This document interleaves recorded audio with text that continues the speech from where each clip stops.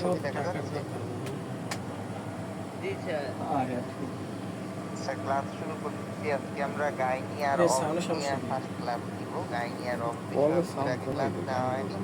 প্রথমেই আসেন গাইনোকোলজি কি জিনিস আর অবস্টেটিক কি জিনিস। আমাদের গাইনির ভিতর দুইটা পার্ট আছে, একটা গাইনোকোলজি আর একটা হচ্ছে অবস্টেটিক। গাইনোকোলজি কি জিনিস? গাইনোকোলজি মানে ফিমেল রিপ্রোডাক্টিভ সিস্টেম, ঠিক আছে?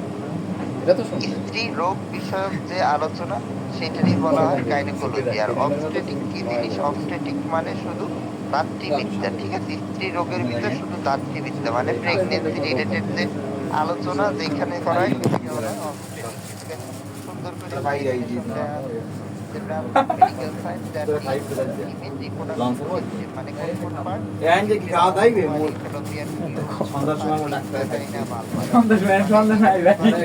ফিমেল রিপ্রোডাকটিভ সিস্টেম, ফিমেলের যেসব পার্ট আছে আমাদের জরায়ু এবং এর আশেপাশে এগুলো নিয়ে আলোচনা করা হয় গাইনোকোলজিতে। আর অবস্টেটিক্সে আমরা আলোচনা করি প্রেগন্যান্সি রিলেটেড, ঠিক আছে?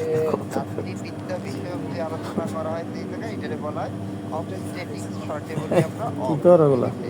অবসের ভিতরে মেইনলি কি ডিসঅর্ডার বা কি এরিয়া আছে, যেমন আমাদের প্রেগন্যান্সি ডায়াগনোসিস এবং মনিটর করতে হয়। তারপর প্রেগন্যান্সি রিলেটেড যে কোনো কমপ্লিকেশন হয়, প্রেগন্যান্সিতে অনেকের হাইপারটেনশন ডেভেলপ করে, ডায়াবেটিস ডেভেলপ করে, একটোপিক প্রেগন্যান্সি হয় কারো কারো, চাইল্ড বার্থ, নর্মাল ডেলিভারি বা সিজারিয়ান সেকশন। তারপর কমপ্লিকেশন পরে যে কমপ্লিকেশন হয় অ্যান্টিপার্টাম হেমোরেজ, পোস্টপার্টাম হেমোরেজ, তারপর বাচ্চার যে ইনিশিয়াল কেয়ার, এগুলো সব হচ্ছে আমাদের অবসের বিষয়। আর গাইনির বিষয় কি? গাইনিতে স্ত্রী রোগের যে এই বাচ্চাগুলো যত রোগ আছে সবগুলোই আমাদের গাইনোকোলজিক্যাল ব্যাপার স্যাপার, যেমন মেনস্ট্রুয়াল ডিসঅর্ডার। এই আজকে আমরা পড়বো এগুলো, মেনস্ট্রুয়াল ডিসঅর্ডার অনেক কিছু পড়বো, এবারে ইনফার্টিলিটি, বিভিন্ন ইনফেকশন আমাদের, তারপর টিউমার বা ক্যান্সার, ফ্যামিলি প্ল্যানিং, এইসব রিলেটেড হচ্ছে আমাদের গাইনোকোলজিতে আলোচনা করা হয়। তাহলে গাইনোকোলজি আর অবস্টেটিক কি আশা করি সবাই বুঝছেন।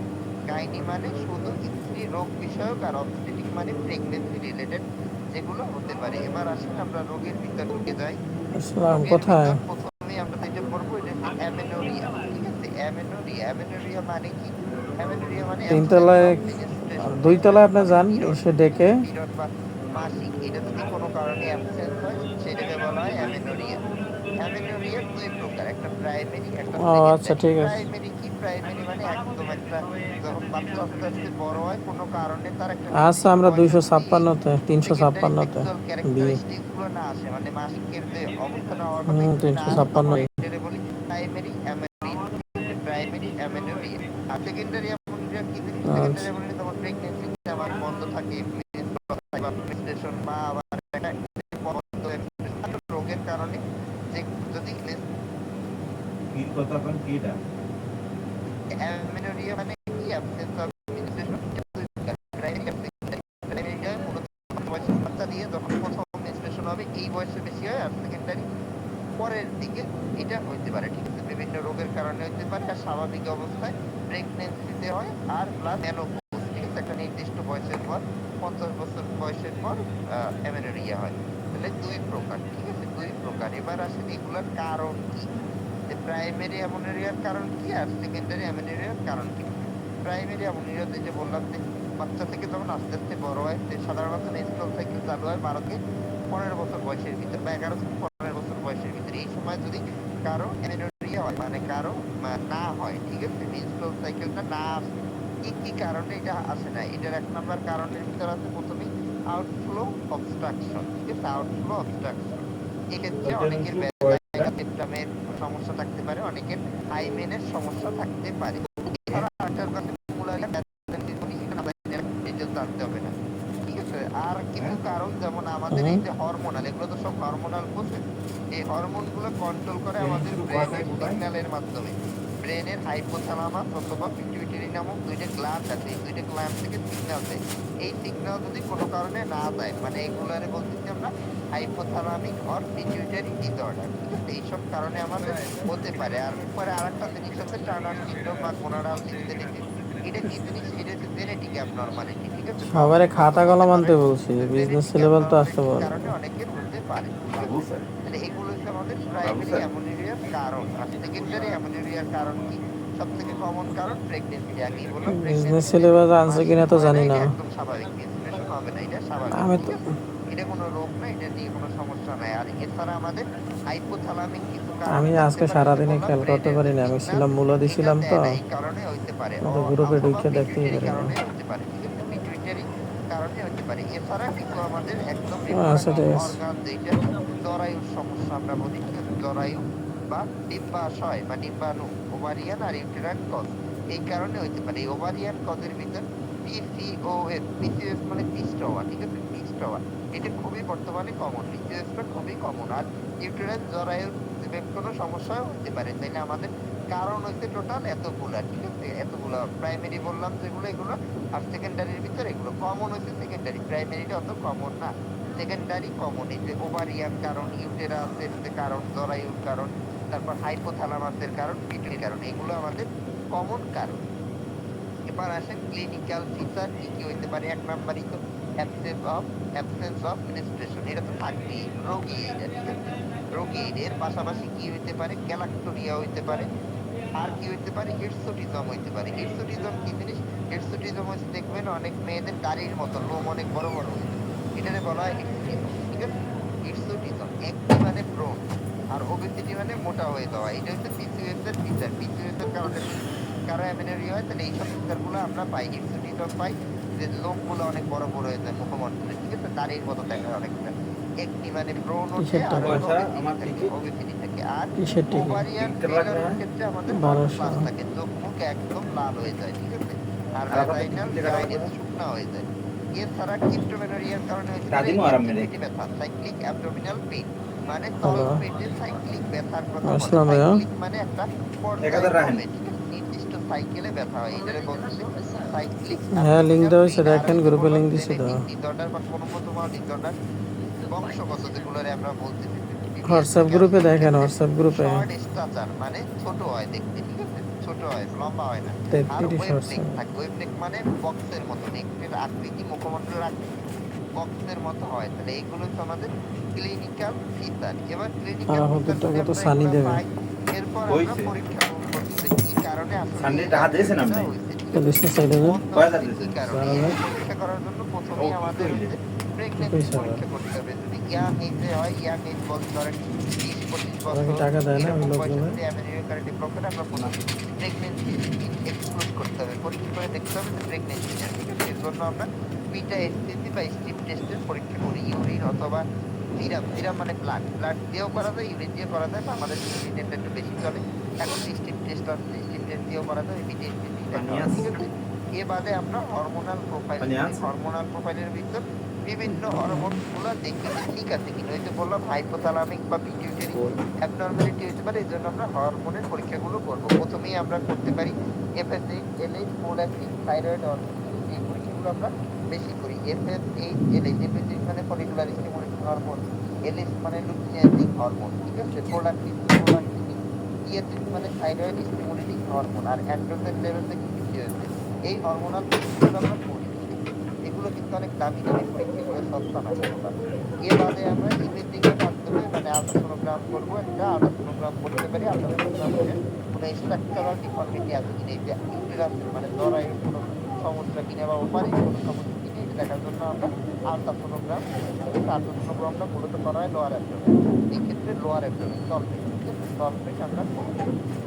এমআরআই খুব একটা করা হয় না, এদিকে লেখা আছে কিন্তু এমআরআই আমরা খুব একটা করি না। আর কিছু ক্ষেত্রে আমরা প্রজেস্টেরন চ্যালেঞ্জ টেস্ট করি, এটা বাংলাদেশে হয় না, এটা বাইরের কান্ট্রিতে হয়। ঠিক আছে? বাংলাদেশে প্রজেস্টেরন চ্যালেঞ্জ টেস্টও করা হয় না। বাংলাদেশে তার উপরের আল্ট্রাসোনোগ্রাম করা হয়, প্রেগনেন্সি ইনক্লুড করা হয়, আর এই হরমোনের লেভেলগুলো দেখা হয়। এই পরীক্ষা দিয়ে আমরা কনফার্ম করি যে অ্যামেনোরিয়া কি কারণে হলো। ঠিক আছে? এবার আমরা ট্রিটমেন্ট দিব। অ্যামেনোরিয়ার ট্রিটমেন্ট, ট্রিটমেন্ট বলছি কি কারণ অনুযায়ী ট্রিটমেন্ট হবে। এই জায়গায় তো যেই কারণে সমস্যা ট্রিটমেন্ট করতে হবে, এতে হোক কোনো ট্রিটমেন্ট নেই। আগে আসছে আমাদের পরে দেখো, কথা ডায়াগনোসিস বলে না। করতে হবে, এরপর আমরা ট্রিটমেন্ট দেবো। ট্রিটমেন্টের ক্ষেত্রে আসলে যারা এই যে মোটা পেশেন্ট অনেক, তাদের ক্ষেত্রে আমরা অ্যাডভাইস দিই লাইফস্টাইল কারেকশনের, খাওয়া দাওয়া, এই যে ফ্যাট ইনটেক কমাইতে বলি, চর্বি জাতীয় খাদ্য খাইতে কম বলি, স্ট্রেসে থাকা যাবে না, এইসব আমরা এই তারপরে এক্সারসাইজের কথা বলি, জিম করতে বলি, হাঁটতে বলি রোজ 1 ঘন্টা, এইসব তো আমরা উপদেশ দিব। পাশাপাশি স্পেসিফিক ট্রিটমেন্ট দেবো। স্পেসিফিক ট্রিটমেন্টের ক্ষেত্রে বাংলাদেশের প্রেক্ষাপটে সবথেকে কমন হচ্ছে PCOS। ঠিক আছে? ফিস্ট হওয়া, ওভারিতে ফিস্ট হওয়া, ফিস্ট মানে ওভারিতে ফিস্ট হয়েছে। এই ক্ষেত্রে আমরা কি ট্রিটমেন্ট দিই? এই ক্ষেত্রে আমরা ওয়েট লসের ট্রিটমেন্ট দিই, ওয়েট লস করতে বলি পেশেন্ট। ঠিক আছে, আমরা পেশেন্টকে বলবো ওয়েট লস করতে, ওয়েট হ্যালো। লস করার জন্য জিম করতে বলবো, এক্সারসাইজ করতে বলবো, খাওয়া এক বেলা দাস, এক বেলা ভাত খেতে বলবো। ঠিক আছে, সবজি বেশি খেতে বলবো, ফ্যাট জাতীয় খাদ্য, কার্বোহাইড্রেট জাতীয় খাদ্য কম খাইতে বলবো। এছাড়া আমরা পিল দিই, ঠিক আছে, ওরাল কম্বাইন পিল দিই। বাজারে অনেক ধরনের পিল আছে, বেবি পিল, তারপর নরমেল পিল জাতীয় পিল আমরা এই ক্ষেত্রে ট্রিটমেন্ট দিই। আর ওভিউলেশন ইন্ডাকশন দিই যদি ফার্টিলিটি চলে আসে। ফার্টিলিটি মানে হচ্ছে বন্ধ্যা, ঠিক আছে, বন্ধ্যা চলে আসলে আমরা ওর জন্য আলাদা করে একটা ট্রিটমেন্ট দিই। ঠিক আছে, ক্লোমিফিন নামে একটা ওষুধ আছে, এটা আমরা ইউজ করি সাধারণত। এ বাদে আর যেগুলো কারণ আছে যেমন প্রোলাক্সিনোমা, ঠিক আছে, এইসবের কারণে আমরা ডোপামিন অ্যাগনিস্ট দিতে পারি, ব্রোমোফিপ্রিন। হাইপোথাইরয়েডিজম হলে আমরা থাইরয়েডের চিকিৎসা করব। ঠিক আছে, টার্নার সিনড্রোম হলে হরমোন রিপ্লেসমেন্ট করব। আর ক্রিপ্টোম্যানোরিয়া হলে সার্জিক্যাল কারেকশন দরকার। ক্রিপ্টোম্যানোরিয়া মানে কি? ক্রিপ্টোম্যানোরিয়া মানে তার মেনস্ট্রুয়েশন হচ্ছে, ঠিক আছে, মাসিক ইন্টারনালি হরমোনাল চেঞ্জ হচ্ছে, বাট বাইরে থেকে কোনো রক্ত দেখা যায় না, যেটা বলা হয় ক্রিপ্টোম্যানোরিয়া। এই ক্ষেত্রে সার্জিক্যাল কারেকশন দরকার পড়ে। ঠিক আছে, এই জায়গায় কোনো একটা অবস্ট্রাকশন থাকে, এটাকে ফিক্স করতে হয়, এই জন্য সার্জিক্যাল কারেকশন দরকার।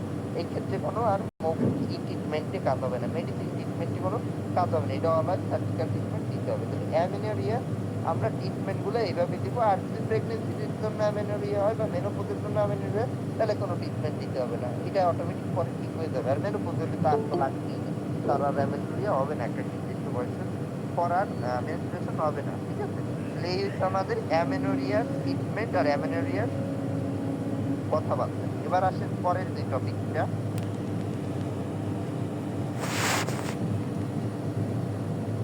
পরের টপিকসের ভিতর আছে ডিসমেনোরিয়া। আগেরটা হচ্ছে অ্যামেনোরিয়া, এ দিয়ে অ্যাবসেন্ট মানে নাই, আর এটা হচ্ছে ডিসমেনোরিয়া। ঠিক আছে, ডিসমেনোরিয়া বলতে বোঝায় যে পেইনফুল মেনস্ট্রুয়েশন। ঠিক আছে, মাসিকের সময় ব্যথা হবে, এটারে বলা হয় পেইনফুল মেনস্ট্রুয়েশন, এটারই বলা হয় ডিসমেনোরিয়া। ঠিক আছে, লোয়ার অ্যাবডোমেন বা তল পেটে কামড় দিয়ে ব্যথা হবে, ক্রাম্পিং পেইন বলি আমরা। ঠিক আছে, ক্রাম্পিং পেইন বলি, এটারে বলা হয় ডিসমেনোরিয়া। তাহলে dysmenorrhoea refers to painful menstruation usually manifesting as cramp in the lower abdomen.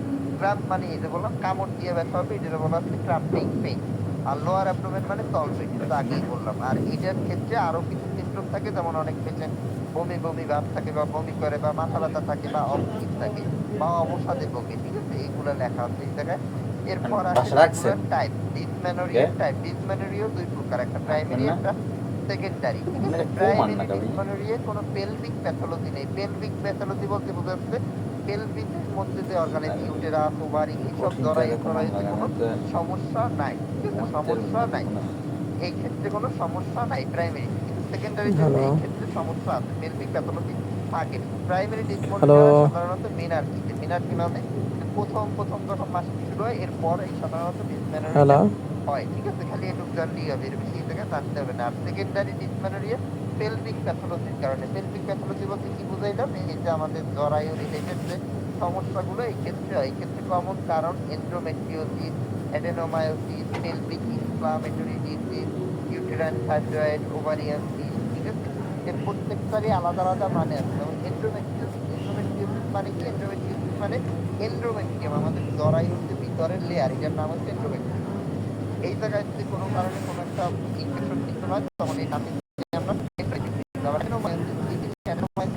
জরায়ুর মাঝখানের যে লেয়ার, জরায়ুর তিনটে লেয়ার, একটা হচ্ছে ভিতরের লেয়ার এন্ডোমেট্রিয়াম, মাঝখানের লেয়ারের নাম মায়োমেট্রিয়াম। এই মায়োমেট্রিয়ামে যদি কোনো টিউমার হয়, তাহলে এটার নাম দিচ্ছি আমরা অ্যাডেনোমায়োসিস। আর পেলভিক ইনফ্লামেটরি ডিজিজ মানে এই জায়গায় টোটাল পেলভিক দিয়ে একটা ইনফেকশন হয়েছে, এটার নাম হচ্ছে পেলভিক ইনফ্লামেটরি ডিজিজ, শর্টে বলি আমরা পিআইডি। হ্যালো। আর ফাইব্রয়েড, যেটি খুবই কমন, ফাইব্রয়েড হচ্ছে আমাদের জরায়ুর টিউমার। হ্যাঁ মামুন ভাই। টিউমারের নামই হচ্ছে ফাইব্রয়েড, এটা হচ্ছে বিনাইন টিউমার মানে ক্ষতিকর না, এটা দিয়ে হ্যাঁ ক্যান্সার কেমন আছেন?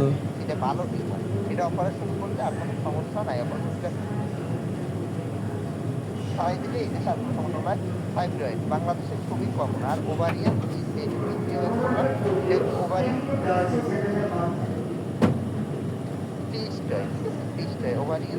এইগুলো হচ্ছে আমাদের সেকেন্ডারি ডিসমেনোরিয়ার কারণ। সেকেন্ডারি ডিসমেনোরিয়ার ক্ষেত্রে অনেক পেশেন্টের অ্যাবনর্মাল ব্লিডিংও থাকতে পারে, এইগুলো হচ্ছে আমাদের সেকেন্ডারি ডিসমেনোরিয়ার কারণ। সেকেন্ডারিটি বেশি কমন, প্রাইমারি যেটা বললাম এটা অত কমন না। এটাও তো কমন না। এবার আসে এগুলোর ক্লিনিক্যাল ফিচার কেমন থাকে, মানে ক্লিনিক্যাল ফিচার মানে লক্ষণ। 1 নম্বরে ব্যথা, ডিসমেনোরিয়া মানে ব্যথা। তাহলে প্রথমেই কি লোয়ার অ্যাবডোমিনাল ক্রাম্পিং পেইন, ঠিক আছে, ক্রাম্পিং পেইন এটাকে লেখাই আছে পেলভিক বা cramping pain A radiate to back কোথায়, ব্যাক কোথায় বলতে কি লোয়ার অ্যাবডোমেন তলপেটে ব্যথা হবে, যেটা আমাদের পায়ের দিকে বা পিছনের দিকে কোমরের উপরের দিকে ছড়াতে পারে। কিন্তু ব্যথাটা শুরু হবে তলপেট দিয়ে, তলপেট দিয়ে শুরু হয়ে আমাদের কোমরের নিচে মানে পায়ের দিকে চলে যেতে পারে বা কোমরের উপরের দিকে চলে যেতে পারে। এর পাশাপাশি আরো কিছু সিমটম থাকে, একটু আগেই বলছি। নাউসিয়া ভমিটিং থাকতে পারে, বমি বমি ভাব অথবা বমি। ডায়রিয়া থাকতে পারে, অতটা কমন না, ঠিক আছে। হেডেক থাকে, মাথা ব্যথা থাকে, ডিজিনেস থাকে, ফেটিক থাকে, মানে অবসাদে ভোগে, ঠিক আছে, অবসাদে ভোগে। এটার টাইমিংটা কখন ব্যথা সবথেকে বেশি কখন হয়, ব্যথা বেশি হয় মেনস্ট্রুয়াল সাইকেলের প্রথম 2 দিন, যখন ব্লিডিং হয় তখন ব্যথা সব থেকে বেশি হয়, ঠিক আছে, সব থেকে বেশি হয়। যেটা লেখা আছে in first 2 days, 1 to 2 days, ঠিক আছে, মানে প্রথম 2 দিন সব থেকে বেশি ব্যথা হয়। এবার আসলে ডায়াগনোসিস আমরা কেমনে করবো, আমরা কি ইনভেস্টিগেশন করবো রোগ ধরার জন্য। প্রথমে আমাদের হচ্ছে ডিটেল হিস্ট্রি নিতে হবে, তার প্যাটার্ন নিতে হবে, কখন ব্যথা হয়, কি হয়, তার লাইফস্টাইল কেমন। তারপর আমরা ফিজিক্যাল এক্সামিনেশন করে দেখবো যে এই জায়গায় কোনো টেন্ডারনেস আছে কিনা। টেন্ডারনেস বলতে বোঝায় চাপ দিলে ব্যথা লাগা। তারপর এটা প্রাইমারি না সেকেন্ডারি, এটা আমরা খোঁজ দেবো, যে দেখবো যে এটা প্রাইমারি ডিসমেনোরিয়া না সেকেন্ডারি ডিসমেনোরিয়া, হইতে কোনো পেলভিক প্যাথোলজি আছে কিনা এইভাবে। তারপর আমরা ইনভেস্টিগেশন করবো, পরীক্ষা দিব কয়েকটা। পরীক্ষার ভিতরে আমরা মূলত এই জায়গায় একটা আলট্রাসোনোগ্রাম করি, ঠিক আছে, ব্যাক পেটের আলট্রাসোনোগ্রাম, পেলভিক আলট্রাসোনোগ্রাম করি। আর কিছু ক্ষেত্রে আমাদের হরমোনাল টেস্ট দেয়া লাগতে পারে, কিন্তু সব ক্ষেত্রে লাগে না, সব ক্ষেত্রে লাগে না। এমআরআইও আমরা খুব একটা দিই না। এবার আসে ম্যানেজমেন্ট বা ট্রিটমেন্ট কিভাবে করবেন। ট্রিটমেন্টের ক্ষেত্রে ওই যে প্রথমে তো উপদেশ দেবেন, উপদেশ সবার জন্যই সমান। হিট থেরাপি দিতে পারি, হিট থেরাপি বলতে থেকে গরম শ্যাক, ঠিক আছে, গরম কোনো কাপড় টাপড় দিয়ে বা ওয়াটার ব্যাগ দিয়ে আমরা শ্যাক দিতে পারি। এছাড়া রেগুলার এক্সারসাইজ করতে বলতে হবে। ডায়েটারিতে ফ্যাট খাওয়া কমাইতে হবে, জাতীয় খাদ্য খাওয়া কমাতে হবে। আর স্ট্রেস রিডাকশন করতে হবে, কেউ যদি স্ট্রেসে থাকে, কোনো দুশ্চিন্তায় থাকে, এটা কমাতে হবে। এবার আমাদের ওষুধ দিয়ে ব্যথা কমানোর বলা হয়। মেইন জিনিস তো ব্যথা, আমার ব্যথা কমাতে হবে। ব্যথা কমাবো কি দিয়ে, এই জায়গায় অনেক ওষুধের নাম লেখা, এগুলো আমরা ইউজ করি না, ঠিক আছে, এগুলো ইউজ করি না। আমরা মূলত ইউজ করি কি এই জায়গায় 2টা ওষুধের নাম মনে রাখবেন। একটা ব্যথা কমানোর জন্য আমরা প্রথমে দিই টাইমোনিয়াম নিকেল সালফেট, মানে অ্যালজি, ঠিক আছে, অ্যালজি। আর তাতে যদি কাজ নয় আমরা দিব কি মেফেনামিক অ্যাসিড বা ডিসমেন, ঠিক আছে। এই জায়গায় অনেক কিছু লেখা, এগুলো আমরা কিছু দেই না, ঠিক আছে, দেই না। আমরা দেই হচ্ছে টাইমোনিয়াম নিকেল সালফেট, অ্যালজি অথবা মেফেনামিক অ্যাসিড মানে ডিসমেন। অ্যালজির হচ্ছে একটাই খাওয়ার, কোনো পাওয়ার নেই, একদিনে সর্বোচ্চ 3টে খাইতে পারবে ব্যথা না কমা অব্দি। আর ডিসমেনও 500 এমজি দিয়েই আমরা ব্যথা না কমা পর্যন্ত একদিন সর্বোচ্চ 3টা সে খেতে পারবে, ঠিক আছে, খেতে পারবে। এটা দিয়ে আমরা ব্যথা কমাই। আর এর পাশাপাশি আমরা কিছু হরমোনাল থেরাপি দিতে পারি, ওরাল কন্ট্রাসেপটিভ পিল দিতে পারি, ঠিক আছে। এই যে পিলের নাম বলছিলাম একটু আগে, ফেনিপিল, তারপর এই যে নরমেন, এই জাতীয় পিলস আমরা দিতে পারি, ঠিক আছে। আর আদার মেডিকেশনের ভিতর যদি আমাদের পিটিউটারি কোনো ঝামেলা হয়, তাহলে তো আমরা এগুলো দিব, ঠিক আছে। অতটুকু দেওয়ার দরকার নেই, খালি একটু মনে রাখবেন ব্যথার ওষুধ দেবেন, প্লাস কন্ট্রাসেপটিভ দিতে পারেন, পিল দিতে পারেন, ঠিক আছে। এই 2টাই হচ্ছে মেইন ট্রিটমেন্ট। এই জায়গায় অন্য কোনো ট্রিটমেন্টের এই জায়গায় দরকার নেই। আর অনেক পেশেন্টের ব্যথার কারণে জ্বর চলে আসে, জ্বর আসলে প্যারাসিটামল দিবেন, প্যারাসিটামল দিবেন। আর এতে যদি কাজ না হয়, যদি বড় কোনো রোগ হয়, এটি টিউমার জাতীয় বললাম যে বিনাই টিউমার হয়, সেই ক্ষেত্রে আমাদের অপারেশন করতে হয় সার্জিক্যাল, সার্জিক্যাল টিউমার হইলে অপারেশন করতে হবে। যে ফাইব্রয়েড হইলে অপারেশন লাগে, মায়োমেক্টমি করি, এন্ডোমেট্রিয়াম দিলে অপারেশন করি, হিস্টেরেক্টমি করি, ঠিক আছে, হিস্টারেক্টমি করি, ঠিক আছে। এই অপারেশনগুলো আমরা করতে পারি। আর খারাপ সাইন কি কি, এইটা হচ্ছে এই জায়গায় লেখা আছে, এই 5টা সাইন সব থেকে খারাপ ডিসমেনোরিয়ার ক্ষেত্রে, ঠিক আছে। 25 বছরের পর হইলে, তারপর প্রোগ্রেসিভ ওর্সেনিং অফ পেইন, মানে যত দিন যাবে, যত সময় যাবে ব্যথা তত খারাপ হবে। এই ব্যথার সাথে যদি অ্যাবনর্মাল ব্লিডিং থাকে, ঠিক আছে, ব্লিডিং থাকে, তারপরে এই যে ওষুধ দিলেন, ওষুধ দেওয়ার পর কোনো রেসপন্স করতেছে না, ব্যথা কমে না, বরং ব্যথা বাড়তেছে বা ব্যথা ওই অবস্থায় থাকে। আর সাথে যদি ইনফার্টিলিটি বা বন্ধাত্ব থাকে, এগুলো হচ্ছে সব থেকে খারাপ সাইন। এগুলো পাইলে ভালো ডাক্তারের কাছে, গাইনোকোলজি স্পেশালিস্টের কাছে রেফার করতে হবে, ঠিক আছে। তাহলে এই হচ্ছে আমাদের ডিসমেনোরিয়া। ডিসমেনোরিয়া কিন্তু খুবই কমন একটা রোগ, এটা ভালো মতো জানতে হবে। আর এটা ট্রিটমেন্টের এই দুইটা বাদে আর কিছু দেওয়ার দরকার নেই। ওষুধের ক্ষেত্রে বললাম ব্যথার ওষুধ 2টা দেওয়া, অ্যালজিন আর মেথনামিক অ্যাসিড মানে ডিসমেন, এই 2টার একটা। আর হচ্ছে আমাদের কন্ট্রাসেপটিভ মানে পিল দিতে পারে, সহজে। আর না একটু লাগবে না, বড় ডাক্তার কাছে পাঠাবেন, তারা এবার আসেন ডিসমেনোরিয়া শেষ, ডিসমেনোরিয়া নিয়ে আর কোনো ইনি, ডিসমেনোরিয়া শেষ। এরপর আসেন মেনোরেজিয়া। মেনোরেজিয়া কি জিনিস? মেনোরেজিয়া বলতে বোঝায় ব্লিডিং যদি প্রলং হয়, ঠিক আছে, মানে ব্লিডিং এর যতটুকু হওয়ার কথা তার থেকে বেশি হয়েছে। মেনস্ট্রুয়াল সাইকেলে ব্লিডিং হওয়ার কথা সাধারণত 80 ml পর্যন্ত, 30 থেকে 80 ml, এটা হচ্ছে স্বাভাবিক। তাহলে মেনোরেজিয়া কখন বলবো? যখন এই 80 ml এর বেশি রক্তপাত হবে, মানে ব্লিডিং হবে। 80 ml এর বেশি যদি রক্ত বের হয় বা অনেক দিন ধরে রক্ত বের হয়, ঠিক আছে, তাইলে এটারে আমরা বলবো মেনোরেজিয়া। হয় 80 ml এর বেশি যাবে, নয় 7 দিনের বেশি টাইম ধরে রক্ত যাবে, এটারে আমরা বলি মেনোরেজিয়া, ঠিক আছে, মেনোরেজিয়া। মেনোরেজিয়া কি? Abnormal heavy prolong menstrual bleeding either in volume, volume বলতে বোঝায় 80 ml এর বেশি, আর ডিউরেশন, ডিউরেশন মানে 7 দিনের বেশি, ঠিক আছে। এবার এর কারণ কি? এই মেনোরেজিয়ার কারণ কি? মেনোরেজিয়ার কারণের ভিতর সবচেয়ে কমন কারণ হচ্ছে আমাদের পলিপ, ঠিক আছে, এন্ডোমেট্রিয়াল পলিপ। জরায়ুর ভিতর যদি কোনো কারণে পলিপ সৃষ্টি হয়, ঠিক আছে, এটা এন্ডোমেট্রিয়াল হইতে পারে, সার্ভাইকালও হইতে পারে। এছাড়া অ্যাডেনোমায়োসিস হইতে পারে, লিওমায়োমা বা ফাইব্রয়েড, ফাইব্রয়েড জরায়ুর যে টিউমার বলা হয় ফাইব্রয়েড, সেটা হতে পারে। অথবা যদি ক্যান্সার হয়ে যায়, ঠিক আছে, কোনো কারণে যদি ক্যান্সার হয় সেই ক্ষেত্রে এটা হইতে পারে। এগুলো হচ্ছে সব থেকে কমন কারণ। এর বাদেও আরো কিছু কারণ আছে, যেমন কারো কারো ব্লিডিং ডিসঅর্ডার থাকে, ঠিক আছে। ব্লিডিং ডিসঅর্ডার বলতে কি বুঝে? ব্লিডিং ডিসঅর্ডার একবার কোনো কারণে যদি কাটে বা কিছু কারণে রক্ত বের হয়, এই রক্ত পড়া আর থামবে না, ঠিক আছে, ব্লাডার কোয়াগুলেশন হয় না, জমাট বাঁধে না, এই জন্য বলা হয় ব্লিডিং ডিসঅর্ডার, ক্লটিং ডিসঅর্ডার। এইগুলো যদি কারো থাকে তাহলে তার ক্ষেত্রেও এরকম রক্ত পড়া বন্ধ হয় না বা বেশি রক্ত পড়ে, যেমন কোয়াগুলেশন হয় আমাদের মল মিলিগ্রাম ডিজিজের ক্ষেত্রে। এছাড়া ওভারলোডের ডিসফাংশন হইতে পারে, এন্ডোমেট্রিয়াল কারণ হইতে পারে, এইসব কারণে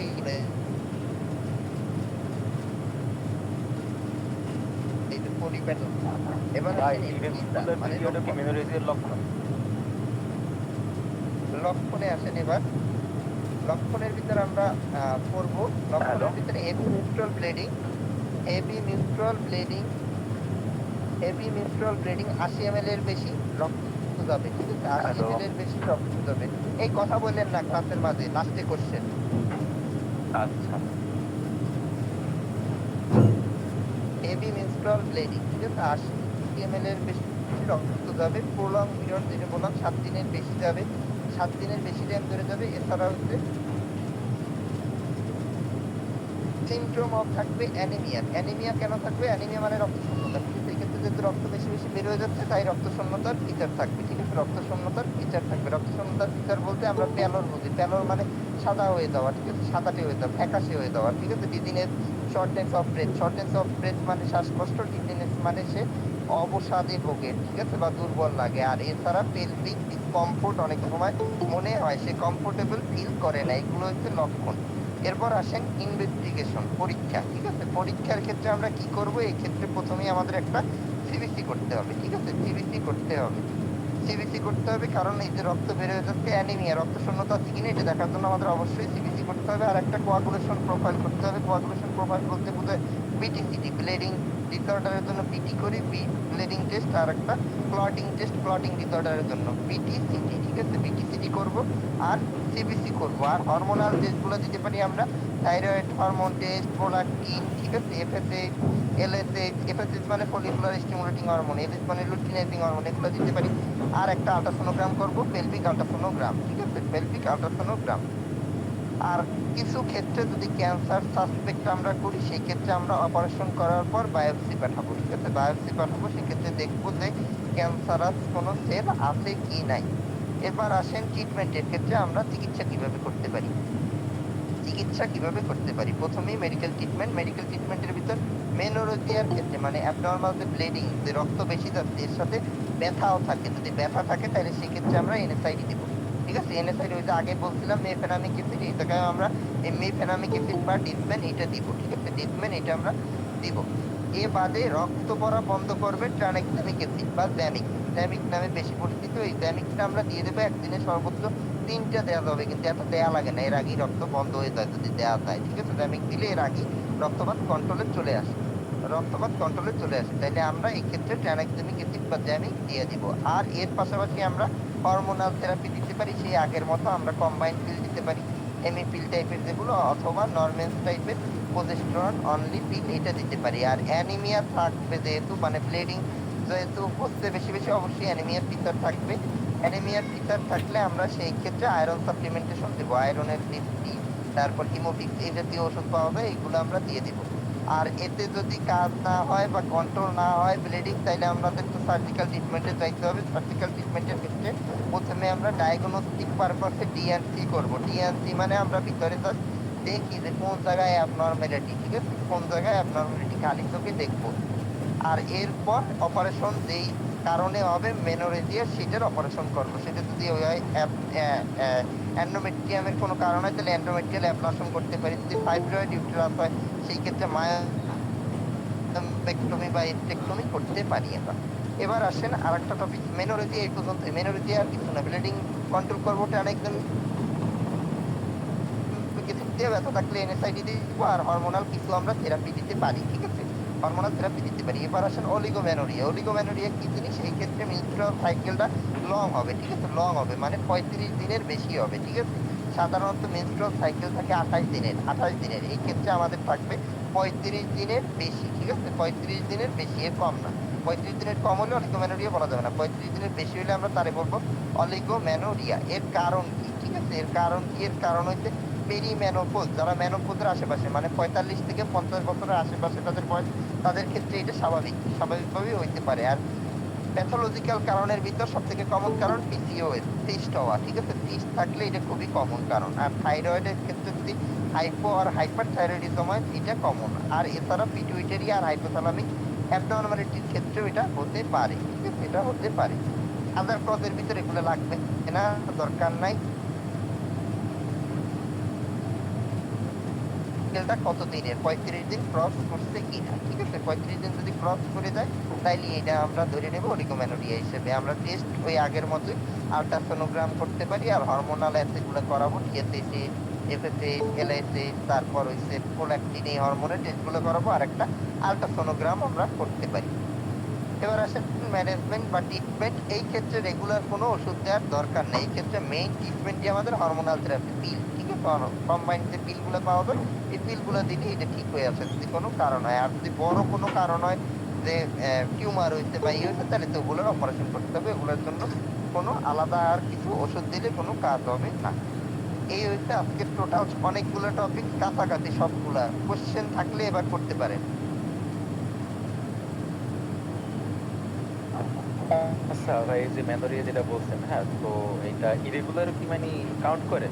মানে আপনার পিরিয়ড শেষ হয়ে গেছে, এরপর যদি আবার হয় তো এটা কি সেটাও মেনোরিয়ার ভিতরে কাউন্ট করে? মেনোরেজিয়ার ক্ষেত্রে আমরা ইরেগুলার না, মেনোরেজিয়া ইরেগুলার হবে না। মেনোরেজিয়া আমরা দেখবো খালি ব্লিডিং বেশি। ইরেগুলার যেটা আপনি বলছেন ইরেগুলার হলে ওইটি নিয়ে আসবে, ওইটার নাম হচ্ছে মেট্রোরেজিয়া, ঠিক আছে, মেট্রোরেজিয়া। ওই দেখবো না, ওইটা আমরা দেখতেছি ইরেগুলার কিনা, রেগুলার না ইরেগুলার। মানে কোনো মেনস্ট্রুয়াল সাইকেল, কোনো সাইকেল হচ্ছে 35 দিন, কোনো সাইকেল হচ্ছে 24 দিন, এটা হচ্ছে ইরেগুলার, এটা বলা হয় মেট্রোরেজিয়া, ঠিক আছে। আর এই যেটা বললাম এটা হচ্ছে মেনোরেজিয়া। মেনোরেজিয়া হচ্ছে ব্লিডিং বেশি হবে, ঠিক আছে, ব্লিডিং বেশি হবে, অথবা সাইকেল 7 দিনের বেশি হবে প্লাস ব্লিডিংও বেশি থাকতে হবে, ঠিক আছে। শুধু সাইকেল বড় হইলে হবে না, এই ক্ষেত্রে মেইন জিনিস হচ্ছে ব্লিডিং বেশি হচ্ছে না কম হচ্ছে, এইটা। আচ্ছা, মানে সাইকেলটা ম্যাটার করে না, ব্লিডিং বেশি হইতেছে কিনা ওইটা? হ্যাঁ হ্যাঁ হ্যাঁ হ্যাঁ। আচ্ছা, বুঝলাম। আর কেউ কিছু বুঝেন নাই এমন থাকলে বলেন।